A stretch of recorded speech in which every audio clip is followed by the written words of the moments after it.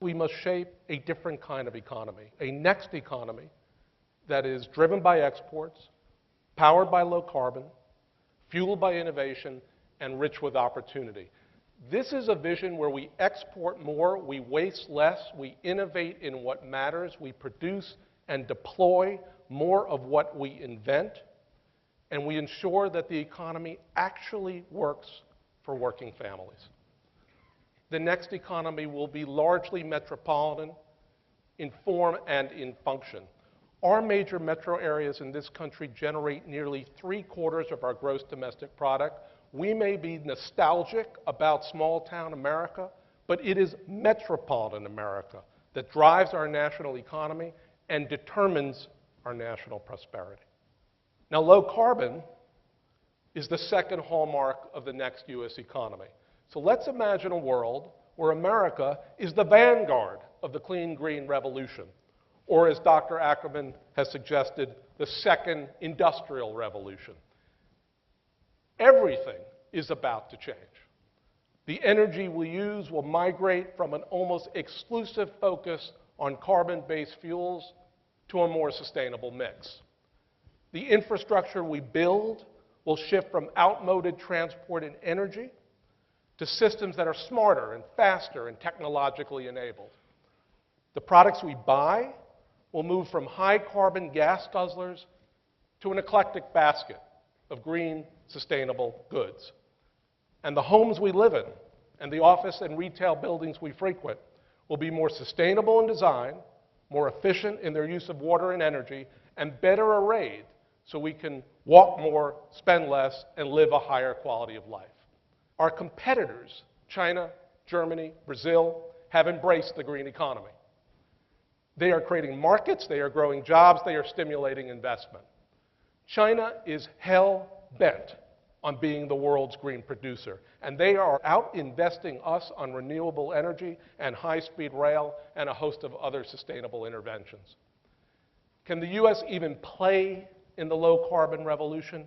Our research shows that we already have a strong base of more than 2 million green jobs in sectors ranging from renewable energy to pollution reduction. No other nation can match us in domestic demand, advanced research, venture capital, and entrepreneurial dynamism. It is time for us to fully engage the shift to low carbon and leapfrog other nations on a market transformation as profound as the information revolution. A low-carbon economy could be an engine for job creation, delivered by millions of new workers across a range of professions and occupations.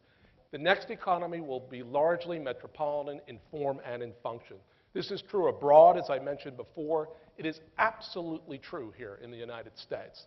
This is the real heart of the American economy. 100 metropolitan areas that, after decades of growth, constitute only 12% of our land mass, but house 2/3 of our population and generate 3/4 of our gross domestic product.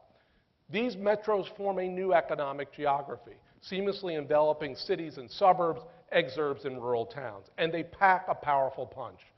Chicagoland is home to 67% of the population of the state, but you contribute 78% of your state's GDP. Greater Seattle, 51% of the state of Washington, but 69% of the economic output of that state. And metro areas generate the majority of GDP in 47 of the 50 states, including such rural states as Nebraska, Iowa, Kansas, and Arkansas. Bottom line, there is no national American economy. Rather, the U.S. economy is a network of powerful metropolitan economies, and metropolitan economies are powerful precisely because they bring together networks of large firms, small entrepreneurs, skilled labor, advanced research, colleges and schools, business associations, and yes, government. Beyond exports, the top metros dominate critical sectors of the low-carbon economy. Supermajority of the jobs, solar energy, wind energy, energy research, engineering, and consulting, and they harbor 85% of jobs in green architecture, design and construction, But since making buildings energy efficient is largely a metropolitan act, since that's where most people live and buildings are located. In short, the next economy will be shaped, determined, and delivered by metropolitan America.